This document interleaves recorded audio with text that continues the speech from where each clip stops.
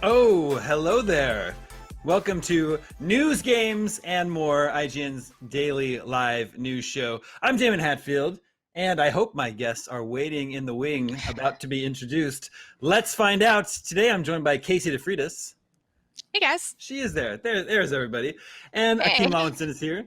Welcome, Akeem. Yo, thank you. And Destin Legary is joining us today. Bam! Hey, everybody. Stepping out from behind the scenes, in front of the camera.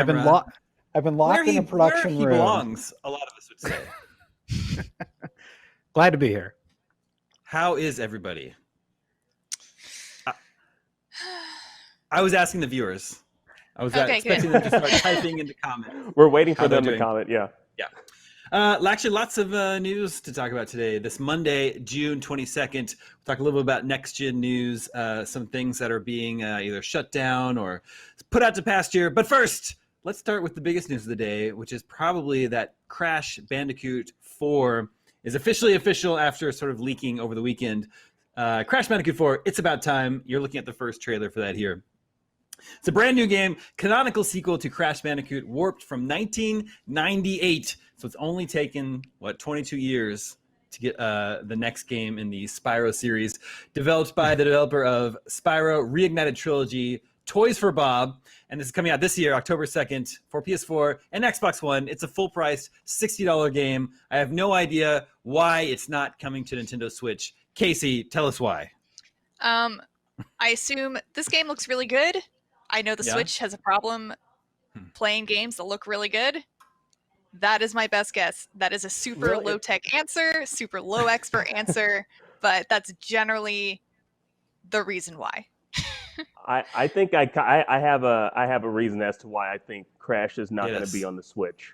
Right now, I don't know how many of you all are familiar with those early commercials back in the 90s with Crash, but he was a bit of a provocateur. Like, he would always make fun of Plumber Boy, I believe is what he called him in the commercials. As a matter of fact, he even went down to Nintendo HQ once and doxed, I don't know if the address was available, but he doxed Nintendo America in a national commercial. So I think that's the reason why, because he was always just like needling Nintendo in those commercials. So that's my best guess. And this is Nintendo's way of getting back, like, you know what? By now, we should have had Crash in Smash. But it's because of his behaviors back in the early 90s that he's not in Smash and he's not on the Switch. That's I did always see him as sort of a PlayStation mascot back then. And I could be wrong, but I think that's what they were going for. So here's an interesting thing. We're getting a new Crash game. We're getting a new Ratchet and Clank. Are we getting a new Sly Cooper somewhere in there too? Because that would kind of complete the holy trinity of those platforming games from back in the day, right? I also want a brand new Spyro. Time. Yeah, that's pretty good. We would also need another Jack and Daxter, though. Heck yeah, I believe. I know Janet Garcia is a huge fan of Jak. I know Jak 2 is her favorite game ever. And even she says she doesn't think we need a new Jak, but she would play it. And I'm sure a lot of people feel the same way. Yeah. This looks great, though. I really like the style they went for. Are the three of you all like Crash fans? I asked because I wouldn't consider myself a Crash fan. And nothing really against it. It's just this sort of like very like linear sort of on rails platforming is not quite my thing. I like the more open exploration platforming of like Mario 3D games. But I think, Akeem, you said you are a Crash fan? Oh, 100%. And I mean, one of the things is, like, I'm happy that we're finally getting a Crash game, and like the title suggests, it is about time. But are we just going to act like the wrath of Cortex never happened? Like that was the fourth game in the long list of Crash titles. And so I'm kind of a little bit, perturbed by the fact that they're just negating their history of Crash titles that followed after the third. But I did hear mention of a multiverse, so I'm hoping they do allude to like the various different paths Crash has taken over the course of the years that have passed since the third iteration of Crash. Because like I want to see Crunch. I don't know if you guys are familiar with Crunch Bandicoot. No. No one's familiar. Crunch. Crunch is like, he's like, all right, to compare it to Donkey Kong, he would be like Funky Kong to Crash. Okay. So he's like, he's sure. huge, big, muscly armed Bandicoot. He's like their older brother. But anyways, again, I don't want to get down the Bandicoot rabbit hole or Bandicoot hole. I don't know if they have dig holes. I don't know. Akeem, will Crash 4 be your first PS5 game? No way. No. My first PS5 game is going to be Grand Theft Auto 5, sir. Well, because the reason I asked, this one falls in that forward compatibility spot, doesn't it? Yes, Damon? I was going to point out, it's supposedly, and this is actually not confirmed. This is just reportedly, Sony told developers that PS4 games submitted for certification after July 13th must be forwards compatible with PS5. Crash 4 is coming, October 2nd. So presumably it wouldn't have been submitted for certification before July 13th. So yes, should be playable day one on your PlayStation 5.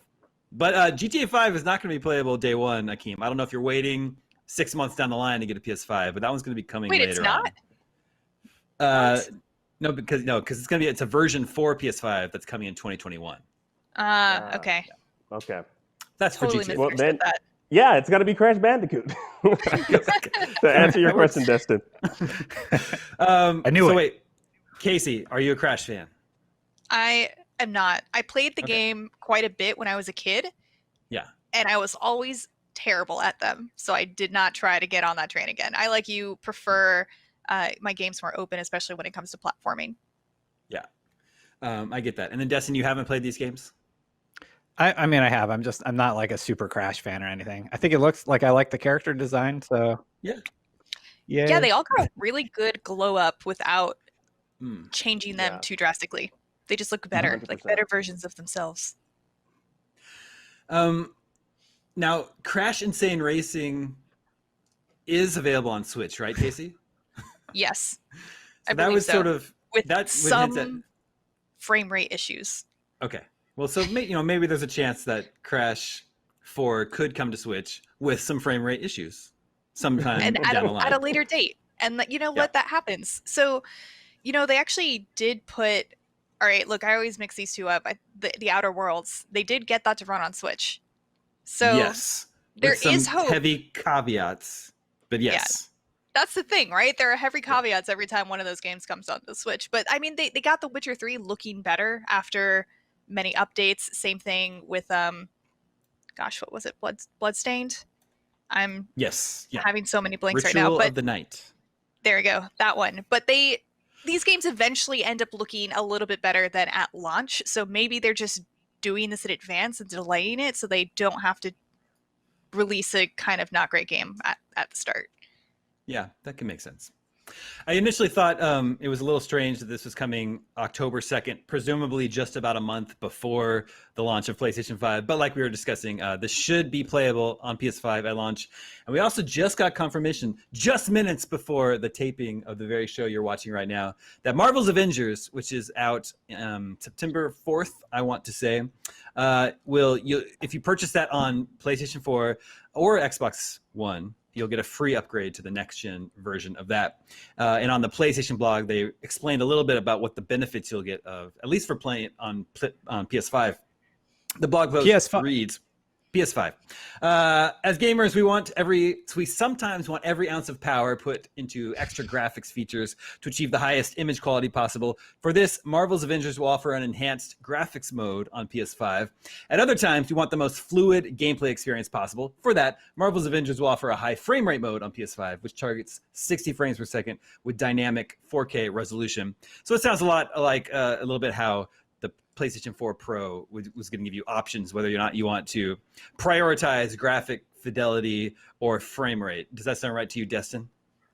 Yeah, and sorry to jump the gun there, but I'm super excited about Avengers actually because it has sort of that leveling mechanic that I really like in most of the games that I play. And the PlayStation blog actually has a bunch of screenshots sort of showing what it's going to look like on the PS5, and just wow, like the game is looking really, really good from a graphical fidelity standpoint, obviously.